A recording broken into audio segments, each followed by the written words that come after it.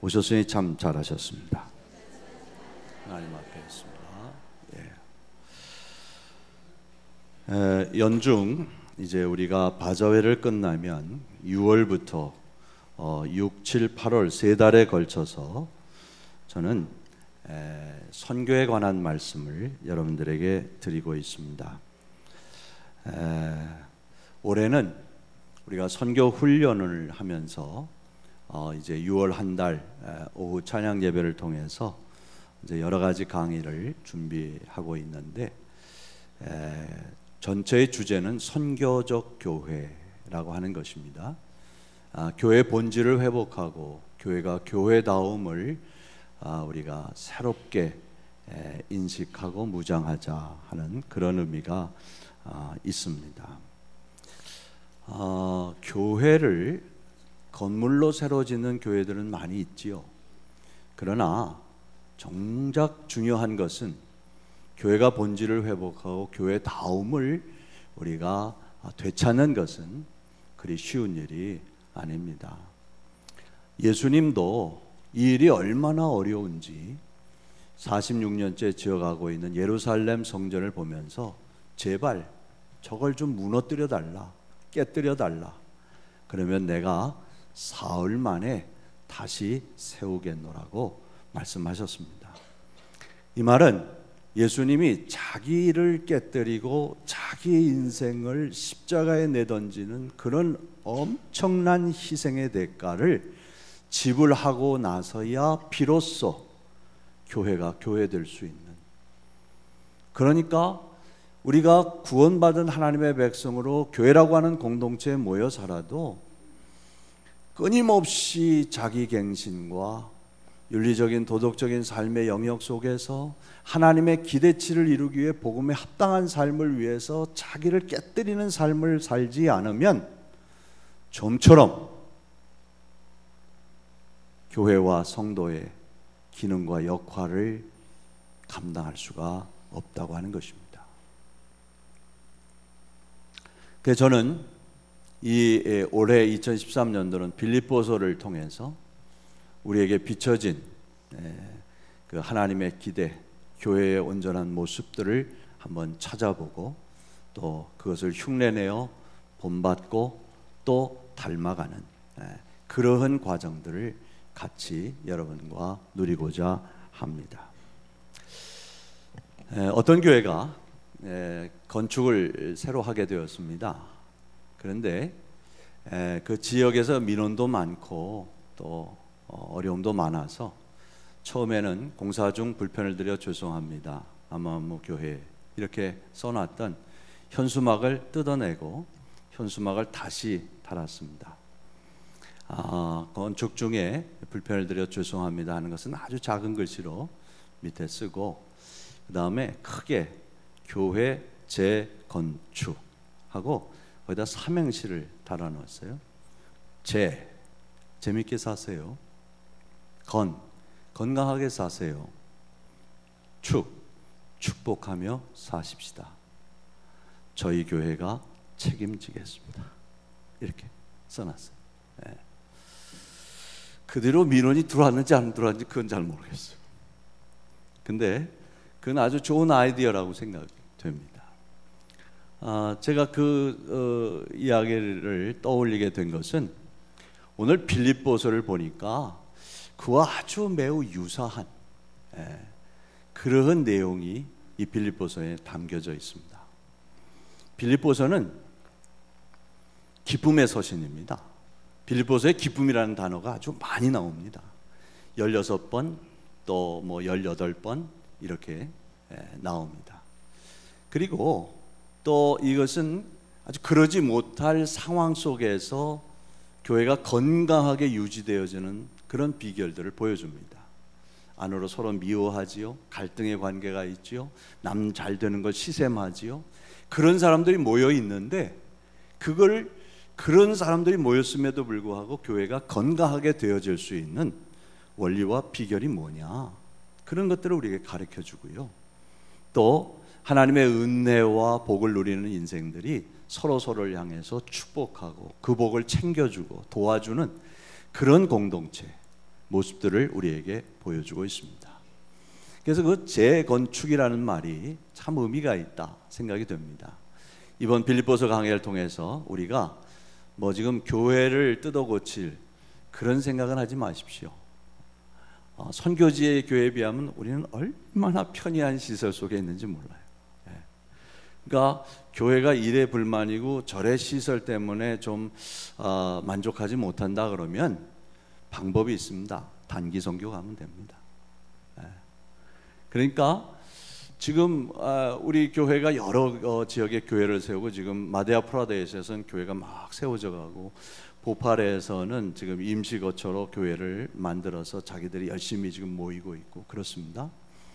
그런데 사랑하는 여러분, 정말 우리가 해야 될 일은 뭐냐? 예수님이 자기를 깨뜨려 교회를 세우신 것처럼 교회로 본질을 회복하고 교회가 정말 영적인 의미의 재건축을 하는 그런 교회가 이번 기회에 되기를 소원합니다. 축복합니다. 자, 이 빌립보 교회는 아주 중요한 위치를 차지하고 있는 교회입니다. 유럽의 첫 번째 교회거든요. 근데 이 교회가 세워진 것은 그 바울의 두 번째 선교 여행을 통해서 세워졌습니다. 근데 여러분이 잘 아시다시피 바울의 두 번째 전도 선교 여행은 그리 순탄치 않았습니다. 시작부터 그렇게 매끄럽질 못했습니다.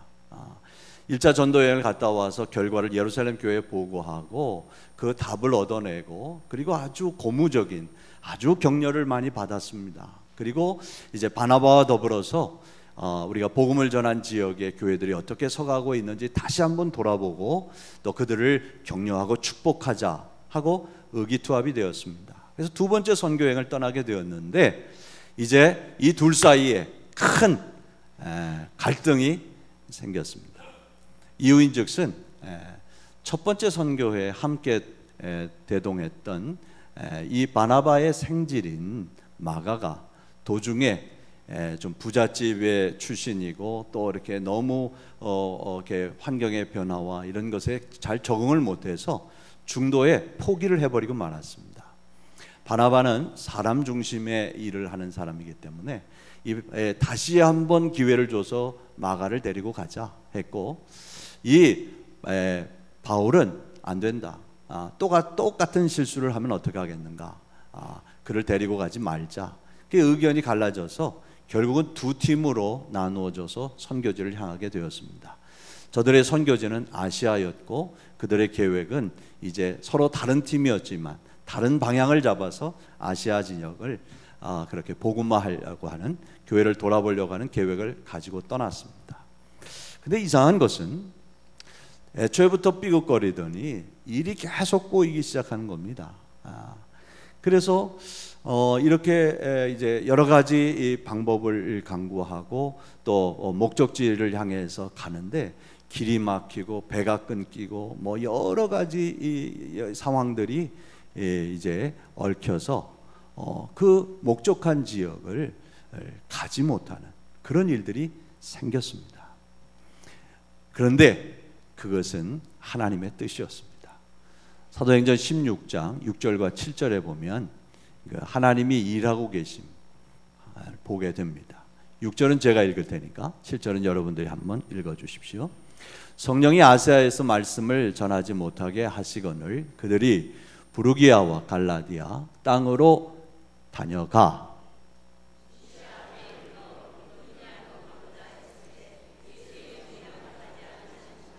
이겁니다.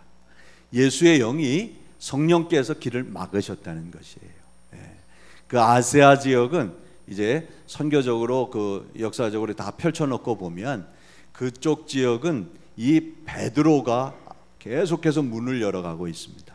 그렇기 때문에 이 바울, 이방의 사도로 부른 바울을 이 마케도니아 유럽 지역으로 하나님이 인도하시기 위함이었습니다. 그 뜻을 모를 때는 애썼습니다. 힘썼습니다. 애를 써도 안 됐습니다. 보십시오. 애쓰되 이 말이 보통 애쓴 것이 아닙니다. 그런데 막으셨습니다. 그러나 마게도니아 청년의 환상을 통해서 하나님이 그 바울의 일행에 순종을 요구하셨습니다. 그리고 그 뜻을 깨닫게 되자 즉각적으로 순종했습니다. 그리고 마케도니아의 첫 발을 내디딘 첫 성이 빌립보라고 하는 곳이었습니다.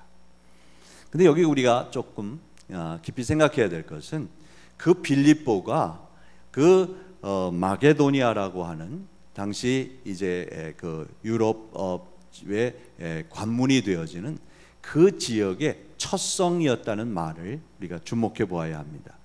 첫 성이라는 말은 첫 번째 성이라는 뜻도 되지만, 그러나 거기에서 그 첫 성이라고 하는 것은 빌립보 지역이 마케도니아에서 차지하고 있는 비중이 제일 크다라고 하는 의미도 있습니다. 그래서 이 빌립보라고 하는 것은 어디냐면 마치 지금 괌이나 팔라우나 이런 지역처럼 테리토리 오브 USA 이런 것입니다. 그러니까 미국 본토에서 멀리 동쪽으로 떨어져 있어서 미국에서는 제일 먼저 해가 뜨는 곳, 그게 괌입니다. 근데 그 괌에서 태어나면 미국 시민권이 됩니다. 그 시민권을 가지고 살고 영주권이 있어야 오랫도록 거기 머물 수가 있습니다.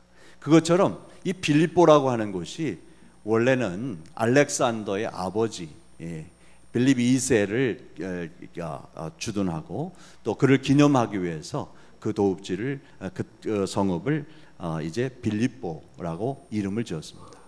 그런데 그곳이 이제 로마의 속국이 되어서 로마의 그런 그 점령하에 있었는데, 그곳이 이 마케도니아 지역에서는 가장 중요한 그런 정치, 경제, 사회, 문화 모든 영역에 있어서 아주 중요한 비중을 차지하고 있는 로마의 작은 로마라고 불리는 곳이었습니다. 그런 곳에 이제 바울이 들어가게 된 것입니다. 성령의 인도하심이 그들의 선교의 여정에 확실하게 더 드러났습니다. 이제 안식일에 가서 예배를 드릴 처소, 기도할 처소를 찾았는데 한 사람을 만나게 됩니다. 자주장사 루디아입니다. 이 빌립보 교회가 서가는데 세 장의 그림이 떠오르는데요, 이게 아주 중요한 연결고리를 갖습니다. 그러니까 예배를 드릴 처소, 그러니까 늘 이제 새 지역에 가면 회당에서 예배를 드렸는데, 이 이제 작은 로마라고 불리는 이 빌립보에는 아마도 그 회당이 아직 없었던 것 같습니다. 그러니까 이제 그 전례대로 행할 수가 없어서 이제 바닷가에 가서 기도할 처소를 찾다가 이 여자를 만나게 된 것입니다. 자주장사, 옷감장사, 그리고 이 사람은 아주 부유한, 그 당시에 자주장사는 굉장히 부유한 그런 재력가였습니다. 이 사람을 만나서 이제 마침 함께 기도할 수 있는 기회를 얻게 되어지고, 이 사람이 예수님을 영접하고 자기 집에 가정교회를 만들게 됩니다. 그래서 이제 교회가 이제 태동이 되어집니다. 그리고 이 교회 안에 놀랄만한 일이 생겼어요. 그건 뭐냐면 그 지역에 정말 귀신같이 알아맞히는 점쟁이가 하나 있었습니다. 그것도 소녀입니다. 그런데 이 소녀는 귀신이 들려서 점을 치는데 귀신이 점치니까 귀신같이 이렇게 맞히는 거예요. 그래가지고 많은 사람들이 이제 아주 문전성시를 이루면서 이 사람에게 점을 칩니다. 근데 참 불행한 것은 이 귀신 들린 소녀의 주인이 따로 있었다는 거예요. 이 불행한 처지를 이용해서 돈 벌어먹는 장사꾼이 있었다는 거지요. 그래가지고 이 불행한 처지를 보면서 바울과 그 일행이 그를 고쳐줍니다. 그럼 이것은 하나님이 여기 계시며 이 땅도 하나님이 통치하시는 하나님의 나라이며, 하나님이 이 창조하신 인생을 하나님께서 치유하신다고 하는 하나님의 나라에 대한 선포였습니다. 할렐루야. 우리가 선교지 가면, 작년에도 우리 마데아 프라데시에 가서 우리 아이들이 기도해서 귀신도 나가고요, 병자도 고쳤어요. 걔네들 집에 와서 해봐라 한다고 되겠어요? 그 선교지에서 그런 역사가 나타나는 것은 여기 지금 하나님이 이 땅을, 이 백성의 주인이시고 이 땅을 통치하고 계신다. 저들의 생활뿐만 아니라 저들의 영까지도 하나님이 다스리고 계신다. 할렐루야. 이런 선언이에요. 네. 그런 일이 있으니까 이 주인이 자기 이제 수입원이 다 끊어지게 생겼습니다. 이들을 고소했습니다. 예. 이제 매질을 하고 을씬 얻어맞고 옥에 갇혔습니다. 잘 아는 대로 한밤중에 일어나서 찬양을 합니다. 매마저 뭐가 좋다고 찬양하겠어요? 그런데 하나님의 은혜, 하나님의 하시는 일들이 너무너무 감사해서 그 일에 쓰임받는 것이 너무 기뻐서 찬양할 때 옥문이 열려버립니다. 그리고 간수가 옥문이 열리고 이런 현실을 보게 되어지고요. 그리고 죄수들이 다 도망갔다고 생각하게 되어집니다. 그리고 자결을 하려고 할 때 그를 막아섭니다. 그리고 나서 그 간수가 이제 이 바울의 일행 앞에 무릎을 꿇고 우리에게 우리를 어떻게 해야 구원을 얻을 수가 있겠습니까? 하는 고백을 합니다. 여러분, 이게 교회입니다. 사랑하는 여러분, 하나님이 통치하는 땅에 감옥이라고 하는 죄인의 몸에 지금 진정한 기쁨과 자유는 간수에게 있는 게 아니라 옥에 갇혀있는 이 두 사람의 죄수 가운데 있다고 하는 거예요. 그러니까 오늘 현실이라고 하는 경제적인 문제, 관계의 문제, 여러 가지 문제에 겹겹이 쌓여가지고 고통하고 근심하고 낙심하고 때로는 좌절하기도 하고 정말 하나님이 살아계시는가 하는 그런 회의에도 들어가는 그러한 삶의 내용이지만, 그러나 하나님께서 다스리는 그 땅의 하나님의 백성들은 우리를 옥조여오는 현실 가운데서도 영적인 자유함과 그리고 그 한계를 뛰어넘을 수 있는 그런 감격과 기쁨이 우리 안에 있다는 것이에요. 두려움을 평안으로 바꿔낼 수 있는 이것이 교회의 현실이다 하는 것을 보여주고 있는 것이에요. 그래서 그 간수에게 바울이 유명한 복음을 말합니다. 주 예수를 믿으라. 그리하면 너와 내 집이 구원을 얻으리라. 할렐루야. 복음이 선포되어지고 그 땅에 하나님의 교회가 세워지게 되어지는 것입니다. 사랑하는 여러분, 근데 이제 10수년이 지나서 바울은 이 빌립보 교회를 향해서 지금 또다시 옥에 갇혀서 로마의 옥중에서 이 빌립보 교회를 향해서 편지를 쓰고 있습니다. 편지를 쓰게 된 이유는 이것입니다. 옥에 갇혀 있다는 얘기를 듣고 빌립보 교인들이 성금을 모아가지고 선물을 사들고 에바브로디도라고 하는 사람 편에다가 이제 바울을 위로하기 위해서 보냈습니다. 그래서 그 선물을 받고 에바브로디도에게 빌립보 교회의 지금 실제적인 상황들을 듣고 그 교회를 이제 격려하고 축복하고 또 일정한 목적이 있어서 이 편지를 쓰고 있는 것이에요. 그런데 여러분, 이 옥중에서 이 빌립보에 갇혀 있었던 그 감옥과 지금 이 감옥은 전혀 다릅니다. 이번에 이 갇힌 것은 벌써 많은 예언자들이 예언을 했고 예루살렘에서 가면 붙잡힐 것입니다. 그리고 이렇게 죽을 것입니다. 이런 예언도 다 들었어요. 그렇기 때문에 지금 이 바울이 로마의 옥중에 갇혀 있다는 것은 아주 불투명한 미래, 어떻게 될지 모르는 그런 아주 불확실한 미래 때문에 오히려 걱정하고 염려해야 할 처지입니다. 그런데요, 바울은 기뻐해라. 내가 옥에 갇힌 것 외에는 너희가 나같이 되기를 원한다. 이런 얘기를 쏟아내고 있는 거예요. 사랑하는 여러분, 그 연유가 무엇일까? 도대체 교회의 비밀이 뭘까? 이 바울이 경험하게 되어지는 하나님의 나라, 그 나라의 하나의 확실한 지상의 표징인 교회가 어떤 것이기에 그 안에 있는 삶이 도대체 어떤 비밀이 있길래 그와 같이 기뻐하라고 할 수 있고 또 가식 없이 그 기쁨을 누리고 있는 것일까? 우리가 이 말씀들을 이제 찾아보면서 이 말씀들을 함께 나누고 은혜를 받기를 원합니다. 자, 오늘은 이제 이 편지 글이기 때문에 보내는 사람과 받는 사람이 있어요. 이 내용을 우리가 잠시 생각하고자 합니다. 발신인이 바울과 디모데로 되어 있어요.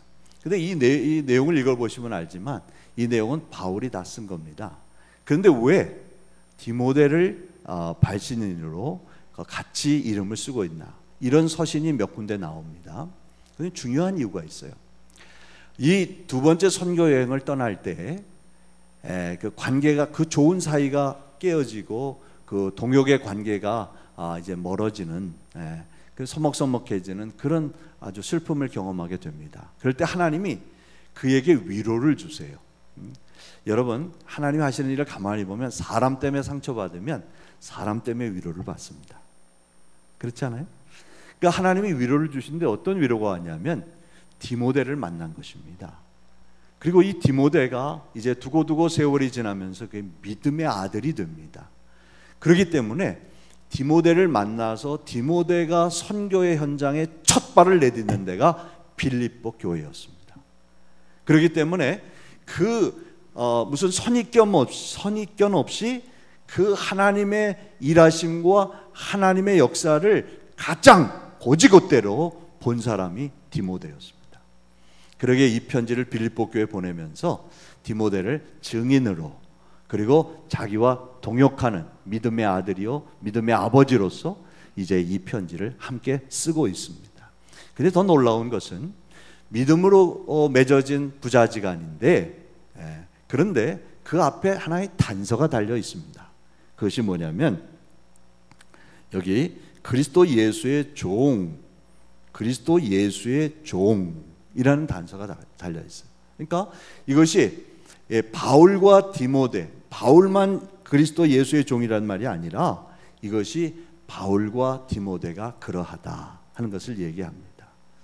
두 사람의 인간적인 관계, 믿음으로 엮여진 영적인 관계, 그런데 그 관계가 하나님 앞에서는 너도 나도 하나님의 종이다 하는 것이에요. 여러분, 이게 정말 아름다운 교회의 관계입니다. 우리가 이제 하나님의 일을 함께하는 다 동역자들입니다. 그런데 이 동역의 관계 속에서 이 동역이 깨어지지 않고 잘 끝까지 유지되어지고 하나님을 기쁘시게 하려면 꼭지점이 하나여야 됩니다. 그게 뭐냐면 우리가 예수 그리스도의 종이다 하는 거예요.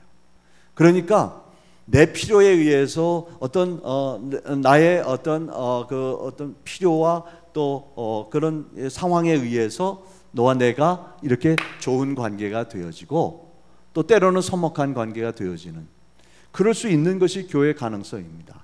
그러나 정말 중요한 것은 우리 개개인이 다 각기 다른 상황과 삶을 살고 있지만 우리의 꼭지점은 한 곳으로 모여 있다는 거예요. 예수 그리스도의 종이다 하는 것입니다. 그렇기 때문에 우리가 인간관계에 정말 실패하지 않으려면 나와 너 사이에 나는 하나님과 수직적인 관계, 너도 하나님과의 수직적인 관계, 그래서 나와 너 사이에는 하나님이 계신다 하는 사실을 잊지 말아야 할 것입니다. 그리고 그 하나님이 예수 그리스도께서 명령하시면 우리는 어떤 경우에도 순종해야 할 책임을 요구받는 그런 관계라고 하는 사실을 우리가 가족 관계에서 교회의 모든 관계 속에서 인정할 줄 알아야 합니다. 자, 그러면 이렇게 관계를 맺은 이런 영적인, 저는 이걸 축복의 삼각관계다 이렇게 말합니다. 나와 아내라고 하는 이런 수평적인 관계 속에는 반드시 살아계신 하나님이 계신다. 그래서 내가 당신을 사랑하지만 당신을 사랑하는 이유는 내가 좋을 때 사랑하고 안 좋을 때 안 사랑하는 게 아니라 하나님이 당신을 사랑했기 때문에 나도 사랑합니다. 우리가 늘 그렇게 고백하잖아요. 그러니까 그런 기준점이 필요하다는 거예요, 관계 속에는. 그래서 이제 이렇게 바울이 자기를 이렇게 소개하고 그 다음 편지를 받는 수신인들을 이제 자세하게 이야기합니다. 거기 세 가지로 제가 나누어 드렸는데, 그리스도 예수 안에서 빌립보 지역에 사는 모든 성도와 또한 감독과 집사들에게라고 말하고 있습니다. 자, 그리스도 예수 안에서, 이게 여러분들 예수 믿고 본 적이에요. 예? 서울특별시 중구 황학동 144번지, 이게 제 본적이거든요. 예. 그런데 이거는 이사가도 안 바뀌더라고요.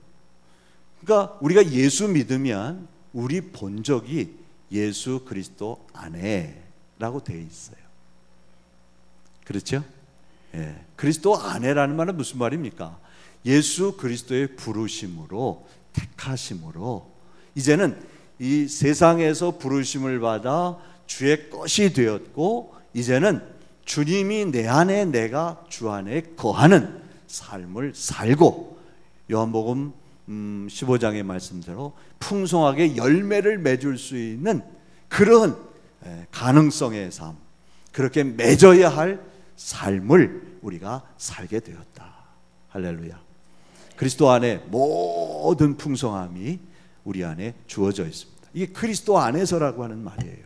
그런데 빌립보에 사는 성도들, 그러니까 이 지역교회를 이야기합니다. 사랑하는 여러분, 우리가 신길동에 있는 영암교회, 아니죠, 신길동이 아닙니다. 영등포 본동에 있는 영암교회 교인인 것을 여러분들이 기억하시죠? 나는 이 이름이 바뀐 게 얼마나 내게 은혜가 되는지 몰라요. 신길 이동에서 영등포 본동이 됐습니다. 아시죠? 그러니까 우리가 이 단기 선교를 하면서 열심히 하나님 열방을 주세요, 막 열방으로 나가겠습니다, 이 나라와 민족을 품고 열방의 땅끝까지 길을 내겠습니다 하고 기도했더니 하나님이 그래, 니들 기도 들으니까 신길 이동 갖고는 모자라겠다, 너무 좁다. 그래가지고 영등포에서도 본동을 주셨어요. 나같이 생각하는 사람도 있고 그렇게 생각 안 하는 사람도 있어요. 생각대로 복이 올 줄로 믿습니다. 이렇게 생각하는 건 자유 아니에요? 그런데 사랑하는 여러분, 정말 사실 나 이렇게 이름이 바뀌고 나서 한 며칠 동안 그 감격이 사라지질 않았어요. 야, 하나님이 이 지역교회를 통해서 50여 년 되는 이 교회를 통해서 하나님이 정말 땅끝을 품는, 땅끝을 열어가는 이 엄청난 일들을 하시려고 우리 안에 정말 사실 아무것도 자랑할 것이 없는데 우리에게 이런 격려와 이런 위로를 주시는구나. 그랬습니다. 여러분, 지역의 영성을 통해서 땅끝을 연결하는 꼭지점이 되어야 합니다. 지역 선교한다고 지역을 섬기는 일을 소중히 하면 그것은 가짜입니다. 사랑하는 여러분, 여기서부터 인도 마데아 프라데시까지, 여기서부터 저 우리의 프놈펜의 세크다이 속산 교회까지, 중국까지, 그리고 타지키스탄까지 하나님께서 그렇게 선교의 길을 내고 그리고 우리를 인도하고 계신다는 거예요. 이 지역에 함께 모여 있는 것을 기쁨으로 생각하십시오. 네? 죄송합니다. 이런 얘기해서 좀 여러분 이해하고 들으세요. 어떤 목사님이 이제 한국으로 공부 다 마치고 오는데, 근데 교회가 어디 있느냐고 물어본 거예요. 그러니까 이 목사님 지금 자기는 강남 스타일이다. 싸이가 나오기 훨씬 전입니다. 강남 스타일이다 이렇게 생각을 했어요. 그래가지고 이 교회 저 교회가 많이 이분이 아주 좋은 그런 어떤 스펙, 소위 말하는 스펙을 가지고 있기 때문에 많은 교회에서 이런 어떤 그런 청빙이 왔어요. 근데 여기 고르고 저기 고르고, 나는 이 강남 스타일이기 때문에 강남으로 가야 된다. 그러다가 아직도 안 가고 있어요. 안 간 건지 못 간 건지 모르겠지만 정말 중요한 것은 자기를 부르시는 그 지역에서 나는 영암교회가 너무 좋습니다. 나 다른 데 가서도 그렇게 얘기합니다. 여러분 앞에서만 그런 게 아니고 우리 장로님들 앞에서만 그런 게 아니고 나는 여기 이 지역에 들어오면 마음이 포근해져요. 이상해요. 선교지에 있을 때는 비행기 타고 선교지 상공에 딱 가면 가슴이 답답해졌어요. 거기서도 교회 개척했고 교회를 했는데, 근데 이 영등포에 들어오면 좀 마음이 포근해져요. 꿀 발라놨나? 사랑하는 여러분, 여기가 하나님이 주신 사역지라는 생각 때문에 그런 감격이 있는 거예요. 그러니까 우리 모두가 다 이게 내 교회다, 그저 눈치 봐서 더 좋은 교회, 더 시설이 잘 돼 있는 교회, 더 내가 계산해 봐서 내게 유익이 될 교회로 점핑할 수 있는 스프링보드, 뜀틀이 아니에요.